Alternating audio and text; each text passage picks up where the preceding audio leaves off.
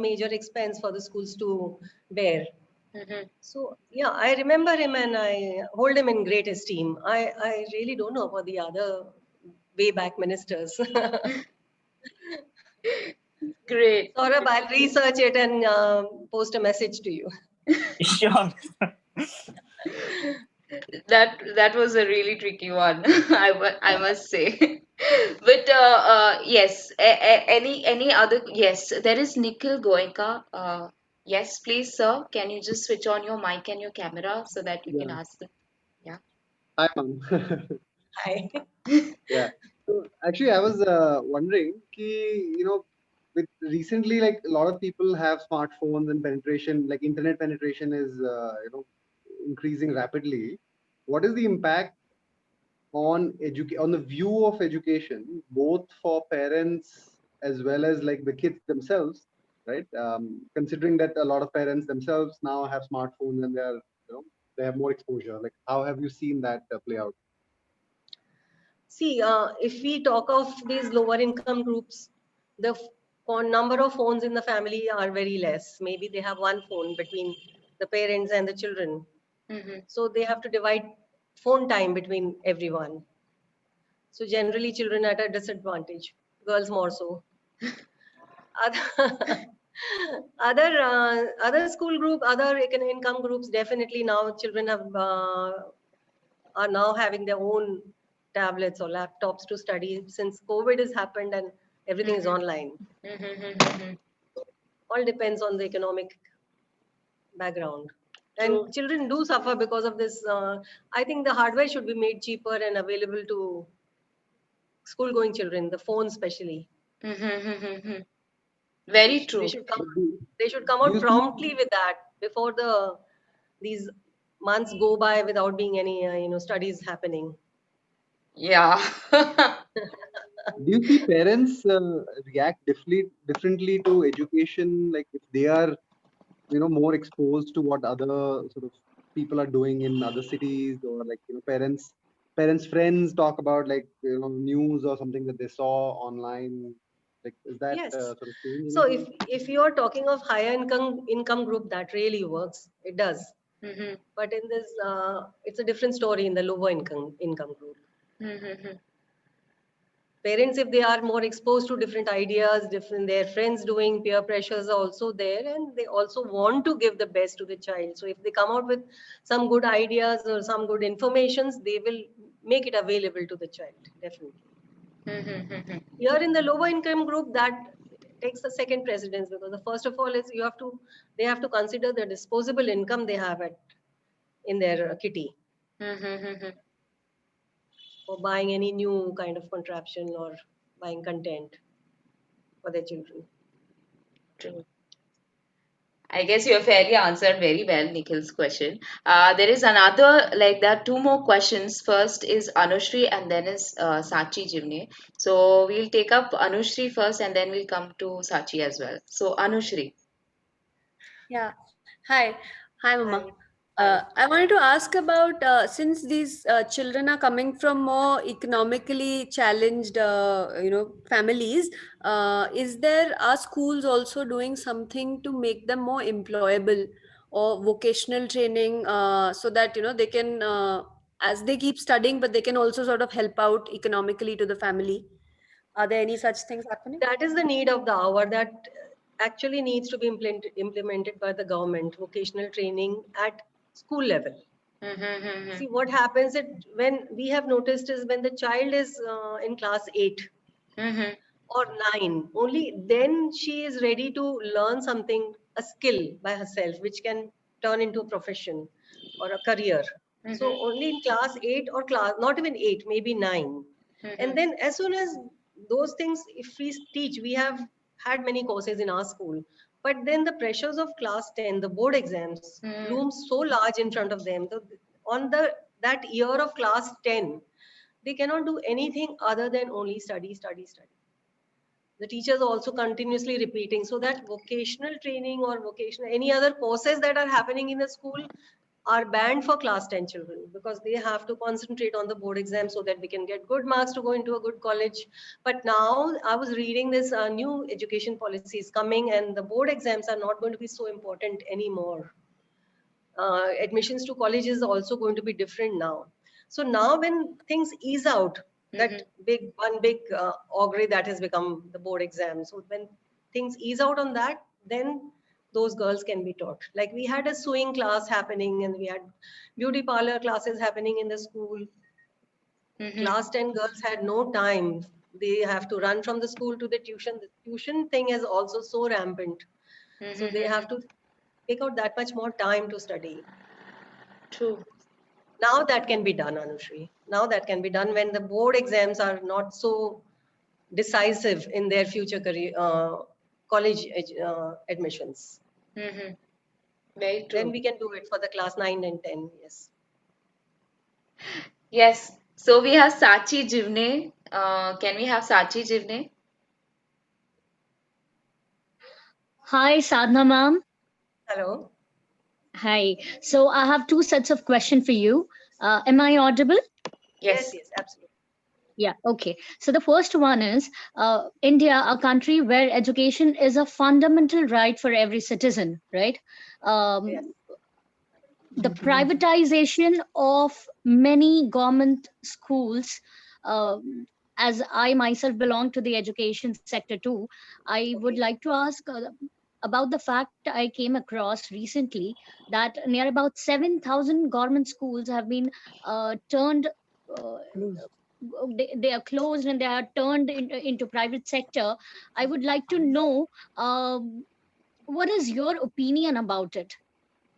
Okay. Isn't it a government's responsibility to facilitate the free education, the fundamental right to education to everybody?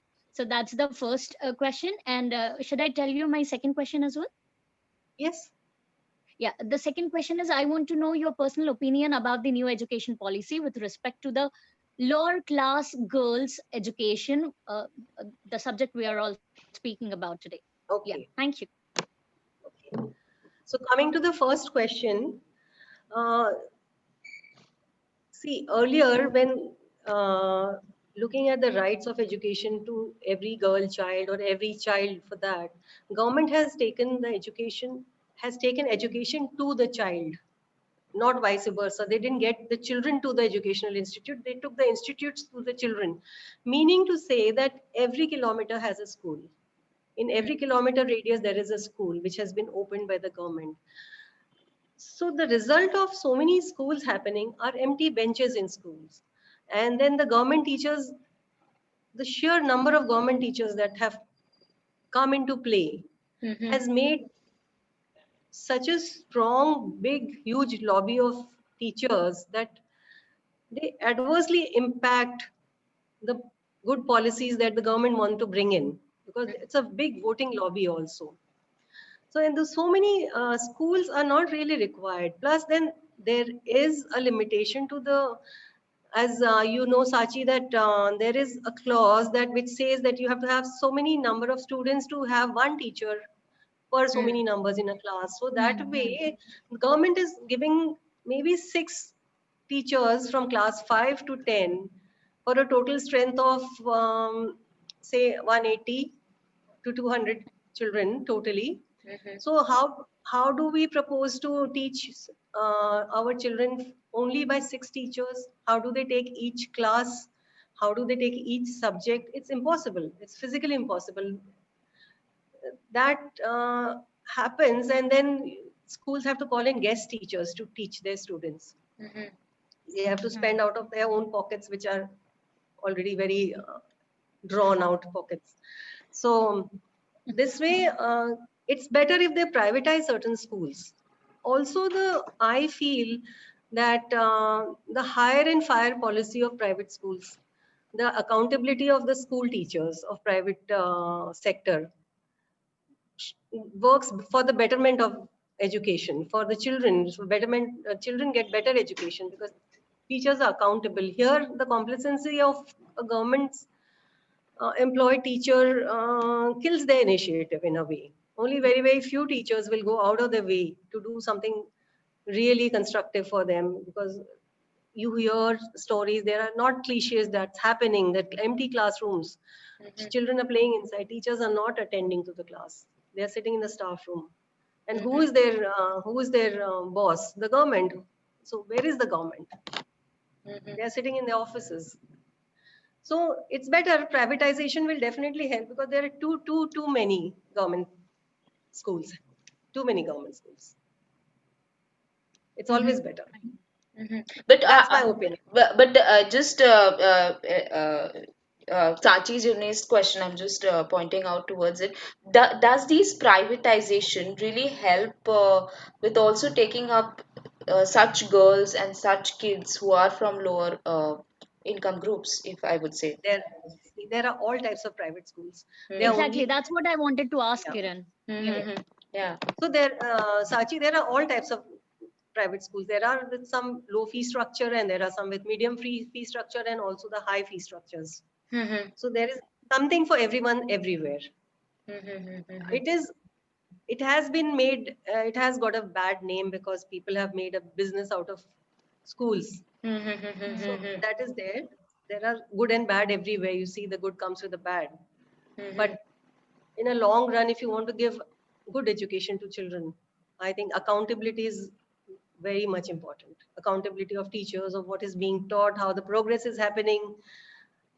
So those things are monitored very deeply in private schools. Yeah. Hands-on monitoring is happening. And then they have the power to take decisions immediately. If they see something amiss, the private schools have the power. Here in government-aided schools, the powers are limited. Yeah. True. Ma'am, another question. Sorry. Yes, The surely. education policy, new education policy, and your opinion about the lower class girls' education See, in the the new policy. education policy which I read about, and which is to be implemented in 2020, is yet to come in force. But I see a Yeah. lot of positives happening. Lot of positives happening. So especially first of all, this the board exam that is going to be modified or maybe diluted. That is very, very good. Then there will be 3 determining exams throughout class 4 to 10th. That will be like in class 5 and I think class 8 and 10. It's not only that one board exam which is so important. So there will be periodically exams happening which will be evaluating children. So that's also good. So you're breaking up that one big chunk of fear or stress into different parts. Then now this policy is going to come where one can choose different streams, like across streams you can choose your subject. Like you could take 2 papers of commerce and maybe take something from arts and something from science That's and lovely. do your education. So that's coming also, it seems. And that's welcome. That was needed. That has happened in the West and it has given good results. Here also, I think there are 1 or 2 colleges. The Flame School of Education in Pune is having this kind of a pattern, and people are really, really benefited with that. So this is one good thing also. Then I think scholarships and SOPs for these children who are studying, they have been also augmented. More money is being given to them. And now every child is enrolled with their own Aadhaar card number. They have their Wow. own accounts in the bank. So all those help or all those aids that come go directly to the child. So there is no in between people who can rob that money. Intermediate release. Yes, also cannot be used for anything else. It goes directly to the child. So all these That's things, wonderful. the policies are looking upwards. They will, like I say, this is a changing time. Another 5 to 7 years, things will be really, really very, very great. We'll have so much more younger people come out, become adults, educated adults. I hope that the job scenario becomes very good. So absorb all these young girls and boys who are coming out of education to be absorbed properly. So if that can be done by the Hopefully. government, that's one big challenge also, job creation. Yes, the So target. that's one big Ma'am, challenge. that's so But positive. at the same time, job creation, the career options now are so many more. There are so many niche careers which children are taking up, which we were unheard of. Earlier, there was medical or engineering or 1 or 2 any more such. But now people are doing all sorts of things. Even choreography has become a big career. Even theaters are like you people are doing. Yes. Big career option. So you people are doing that. So, and I must say that you must get theater to schools. You Yeah. must teach theater. That's True. very, very empowering Very for the true. child. Very true. I guess Yeah. this new education system has those benefits as well to reach us. Yes. But you Yeah. could do it on your own as well. Yeah, yeah, yeah. Very. Till the Yes, time, we are trying hard. We are trying hard. Trust me. yeah, till the time government wakes up, we do our bit. Yes, I'm surely. sorry to interrupt, but Kiran, Yeah. Sadhana ma'am has been so positive towards the entire education system of the country, even in even in such rough times. I am really pleased to know this. Really, Thank you. really, I appreciate it. Yeah. See, times are bad, but everybody is doing their best. Whoever is in the education field are trying to reach out to their students. They're trying to do their best. Times are bad for everyone. Parents' responsibility also is increased to educate their child at home. Homeschooling. True, true, very true. If we have any other question, we just have like we can extend for 2 or 5 minutes more if we have any questions. No? I guess we fairly compensated everyone's thoughts and it has been answered well by you. Like, thank you so much, Sadhna ma'am. It was lovely talking to you on different aspects of education, right from the teacher's perspective, from the student's perspective, government perspective, you as an educationist. How are you dealing with stuff and how are things happening? And as rightly said with by Sachi as well, you're talking very positive. You're taking us to a positive side of what is happening in these dark periods as well. I'm really glad that we have spoken a lot on these changing times. Thank you so much. It was lovely having you. Before me concluding over everything else, yeah, there are a lot of compliments for your conversation in the chat box as well. You can see, yeah, Sujata Mathur ma'am has spoken a lot about you. There are a lot of people who Thank have you, spoken Sujata. very, very, Thank you. very. I'll get in touch with them.